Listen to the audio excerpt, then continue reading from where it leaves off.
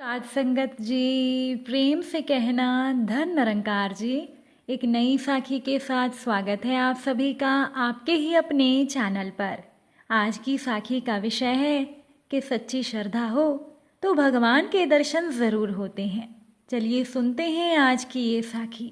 साध संगत जी, ये बात भगवान श्री राम जी के जन्म से पहले की है, जब भील आदिवासी कबीले के मुखिया आज के घर पर बेटी पैदा हुई थी।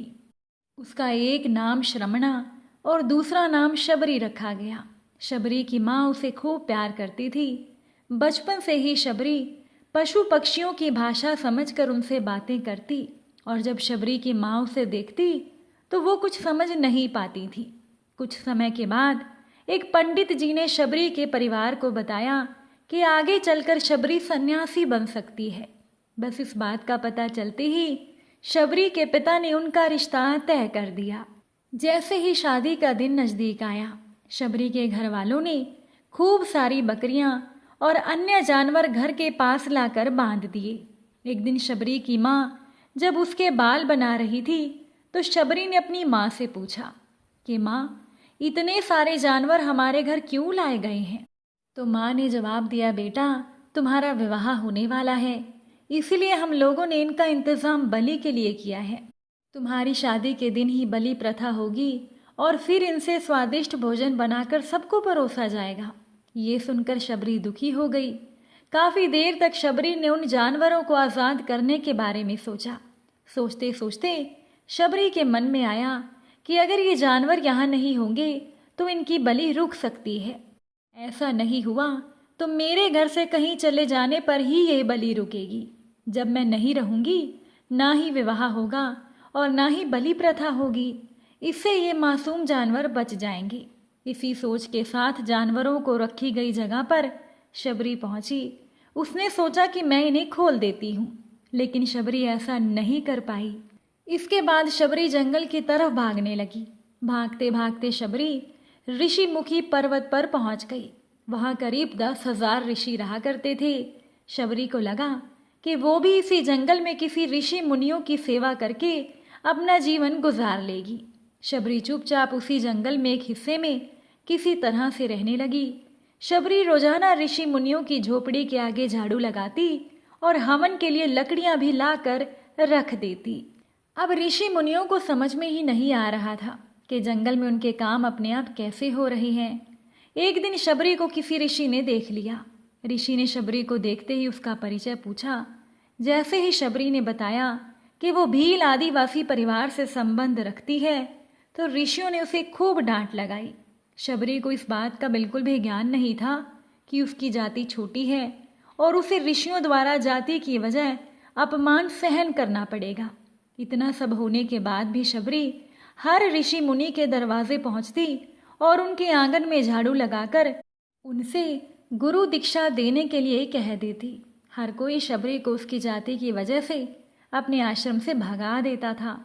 ऐसा होते होते काफ़ी समय बीत गया। इसके बाद शबरी मतंग ऋषि की कुटिया में पहुंची। वहां पहुंचकर मतंग ऋषि को शबरी ने बताया कि वो उनसे गुरु दीक्षा लेना चाहती है। उन्होंने खुशी खुशी शबरी को गुरुकुल में रहने दिया और भगवान से जुड़ा ज्ञान शबरी को देते रहे। शबरी ने भी अपने गुरु मतंग ऋषि की सेवा में कोई कसर नहीं छोड़ी। शबरी गुरुकुल के सारे काम करती थी। शबरी से खुश होकर मतंग ऋषि ने शबरी को अपनी बेटी मान लिया था। समय के साथ ऋषि का शरीर बूढ़ा हो गया। उन्होंने एक दिन शबरी को पास बुलाया और कहा, बेटा, मैं अपना देह त्यागना चाह रहा हूँ। बहुत साल हो गए हैं इस शरीर में रहते रहते।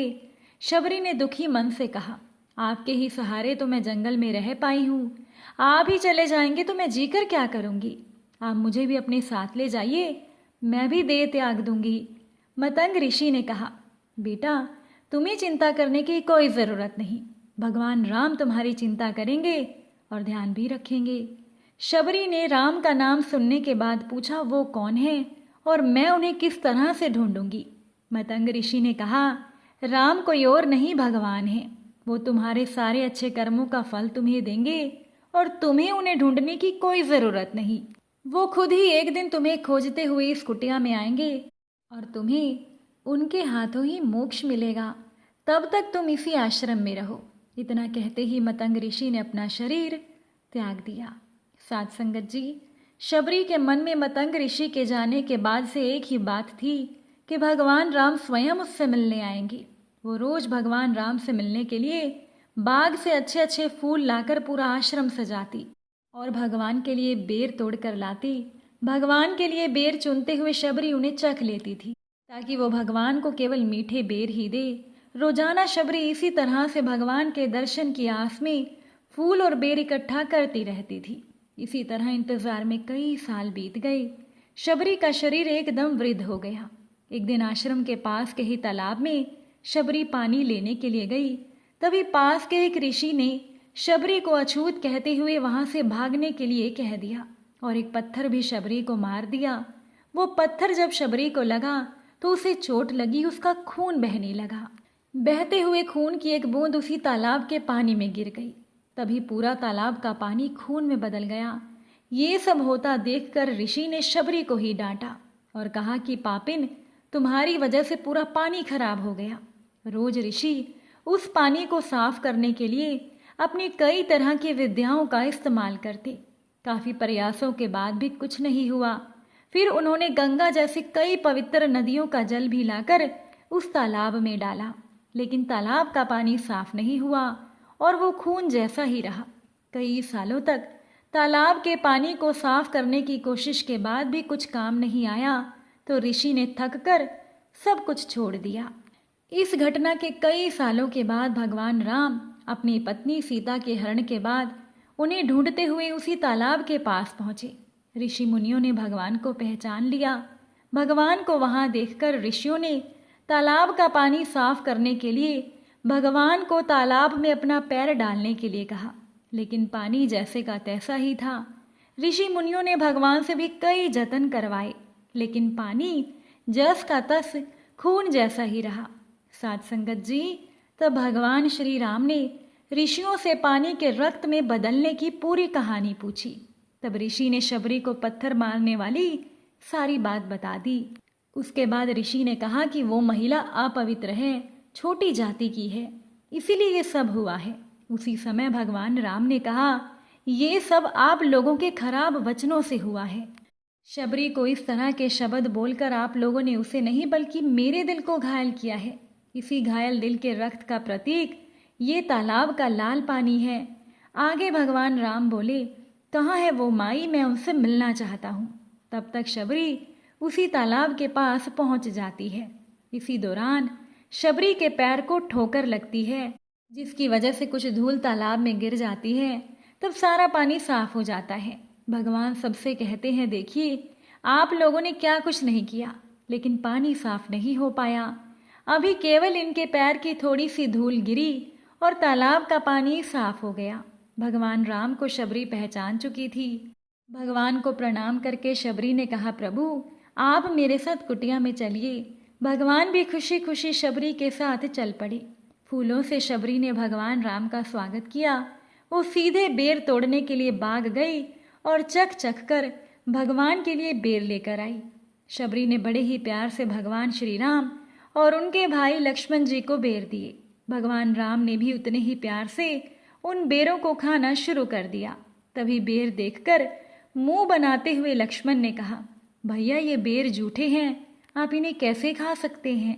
भगवान श्री राम ने कहा, लक्ष्मण ये जूठे बेर नहीं बल्कि ये तो बहुत ही मीठे बेर हैं। शबरी माई हम सभी के लिए ये बहुत प्यार से तोड़ कर लाई है।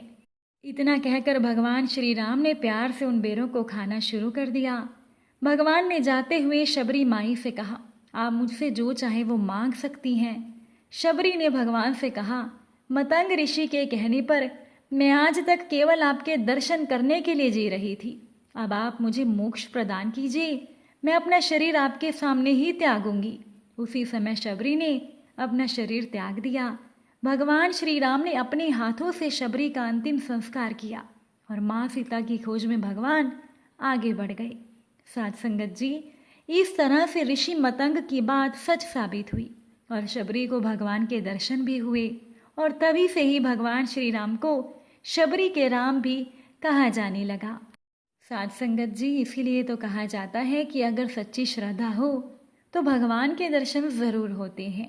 अगर आज की ये साखी आपको अच्छी लगी हो तो इसे शेयर ज़रूर कीजिएगा। आप सभी से फिर मुलाकात होगी नई साखी और नए विचारों के साथ। साथ संगत जी, प्यार से कहना, धन निरंकार जी।